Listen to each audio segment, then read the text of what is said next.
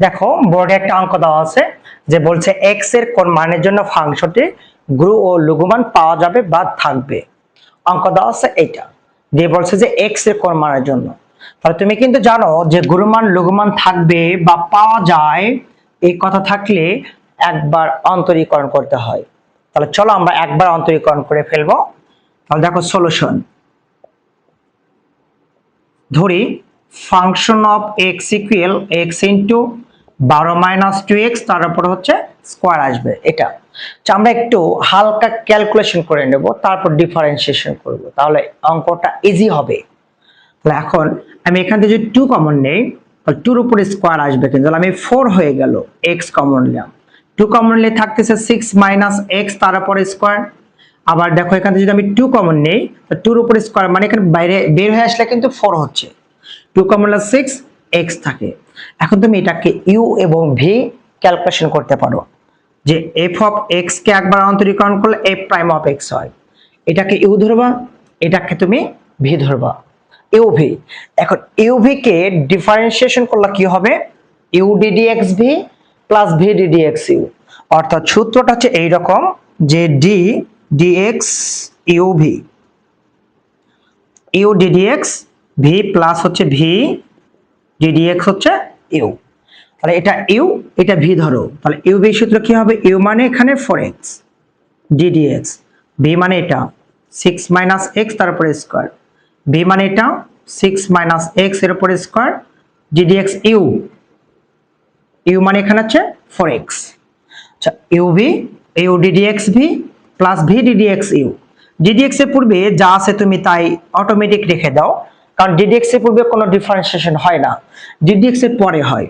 তাহলে এটাকে তুমি ফার্স্ট টাইমে কল্পনা করো x to the power n। আচ্ছা আমি ভেঙে শেখাচ্ছি, এখানে একটু লক্ষ্য রাখবো 6 - x স্কয়ার আছে ddx দেওয়া আছে তাই না, তুমি এটাকে x কল্পনা করো x to the power n, তাহলে n x to the power n - 1। হ্যাঁ এটা কেমন হলো, x to the power n, n x to the power n - 1, এটা কি x ছিল, x ছিল না, 6 - x কে x ধরা হয়েছে। কোন অঙ্ককে যদি তুমি ধরো তাহলে ওই অঙ্ককে আবার ডিফারেন্সিয়েশন করতে হবে। তাহলে এখন দেখো তাহলে 2 6 - x 2 থেকে 1 বিয়োগ করলে এটা হয় ddx 6 কে অন্তরীকরণ করলে 0 - x কে করলে -1, তাহলে -1টা আমরা আগে দিতে পারি। ওকে সেম ঘটনা x to the power n আমরা একবারে করব, n x to the power n - 1, 2 - 1 মানে এটা তো x না, আবার অন্তরীকরণ 6 কে অন্তরীকরণ করলে 0, x কে করলাম মাইনাস, তাহলে মাইনাসটা আমরা আগে দিলাম, plus 6 - x whole square, 4x কে অন্তরীকরণ করলে কি হবে 4 হবে। আচ্ছা এখন দেখো তো এখানে 4 আছে এখানে 4 আছে, আমি একটা 4 কমন নেব, 6 - x আর এটা 6 - x ডাবল আছে, আমরা একটা 6 - x টা কমন নেব। আচ্ছা তাহলে এটা কমন গেছে, থাকে শুধু -2 দ্বারা x কে গুণ করলে -2x হবে প্লাস, আচ্ছা 4 কমন গেছে, এটা একটা কমন গেছে, একটা থাকতেছে তো আমি একটাই লিখে রাখলাম। তাহলে এখন দেখো 4 6 - x 2x আর x যোগ করলে তাহলে কি আসতেছে -3x প্লাস হচ্ছে 6। আচ্ছা এখন দেখো এখান থেকে কিন্তু আবার আমি 3 কমন নিতে পারি তাই না, 3 যদি কমন নেই তাহলে 3 × 4 কত হবে 12 হবে, 6 - x 3 কমন নিলে থাকতেছে -x, 3 দুগুণ কত থাকছে 6। ওকে এখন আমরা একটা রুলস জানি যে চরম মানের জন্য f prime of x equal to কি জানি 0 জানি, f প্রাইম অফ x এর মানটা তুমি কিন্তু এই মানটা বের করেছো, আর আমরা এই মানটা বসে দেব এখানে, তো ডিসিম ডিসিম করে মানটা বসে দাও তো 6 - x - x plus 2 equal to হচ্ছে 0, 12 পার করে দিলে 0 হয়ে যাবে, এটা একবার 0 বানাও এটা একবার 0 বানাও, 6 - x equal to 0 -x plus 2 equal to 0, 6